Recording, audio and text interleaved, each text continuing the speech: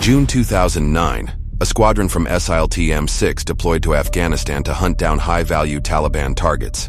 They were hunting a group of bomb makers, which was typically a pretty straightforward mission.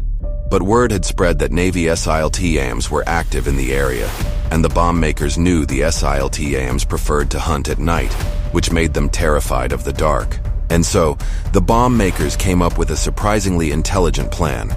They started exclusively working in the light of day. They would build their little bombs in a few houses in Afghanistan, and then quickly drive across the border into Pakistan before nightfall, allowing them to sleep safely outside of their enemy's reach, but only if they could survive the drive to Pakistan.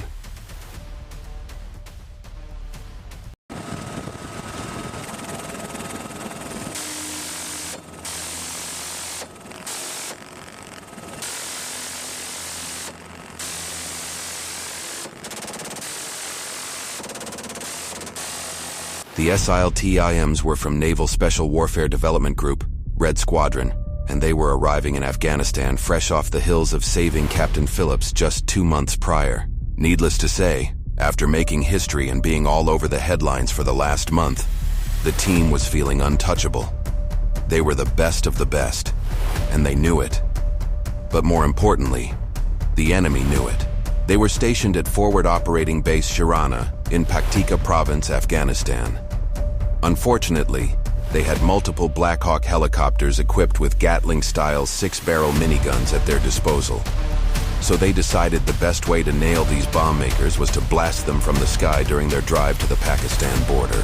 Drone operators kept a close eye on the bomb makers' compounds, and sure enough, later that evening, right on schedule, the enemy made a beeline straight to the border. So the operators quickly hopped in their Black Hawks and raced to stop them. They caught up with the bomb makers about halfway to the border and used their minigun to send 4,000 rounds per minute right in front of the vehicles, bringing them to a dead stop.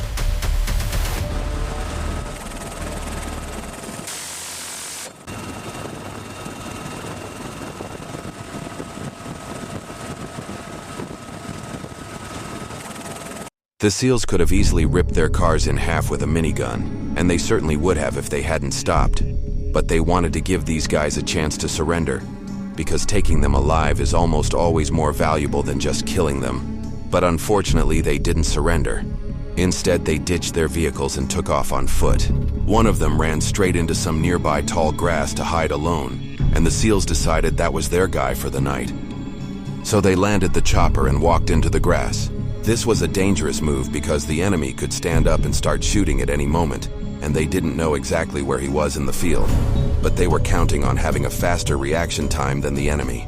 As they slowly and quietly crept through the tall grass, a massive explosion suddenly went off further into the field, and they could see the bomb maker's arms go flying through the air in 2 totally different directions. It turns out he was wearing a suicide vest and must have thought the SEALs were much closer than they actually were.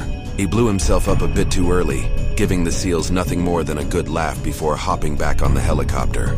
The next night, a much larger group of bomb makers took off yet again towards the border, so the SEALs quickly hopped in the Black Hawks and raced off to catch up to them. But this time, when the enemy spotted the Black Hawks flying overhead, they split up into 2 separate groups. So Chopper 1-1 took the first group, and Chopper 1-2 took the other.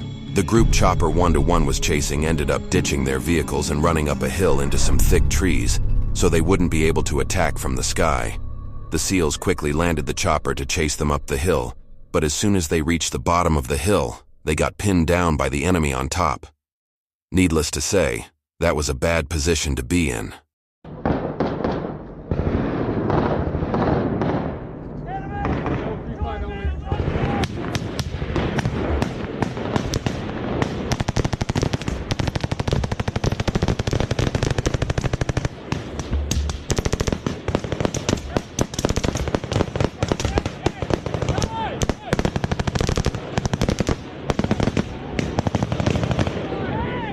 Naval Special Warfare Operator Robert O'Neill grabbed one other SEAL and the team's EOD technician and flanked around the back of the hill to take the enemy by surprise. They slowly and quietly made their way up the back of the hill and managed to get right behind the bomb makers without them having any idea. Using their suppressed rifles, the operators dumped the enemy fighters with just a few quick shots to the back of their heads, splitting them right down the middle. The team's EOD technician then carefully checked the bodies for suicide vests, and thankfully they were all clean. As they were wrapping things up on top of the hill, they heard a call for FWIA come over the radio from the team on Chopper 1-2, which means friendly wounded in action. The team's dog Cairo had been hit. Team 1-2 had chased their bomb maker into a nearby set of buildings. When the target jumped over a wall into a small compound, the team sent their dog Cairo in after him.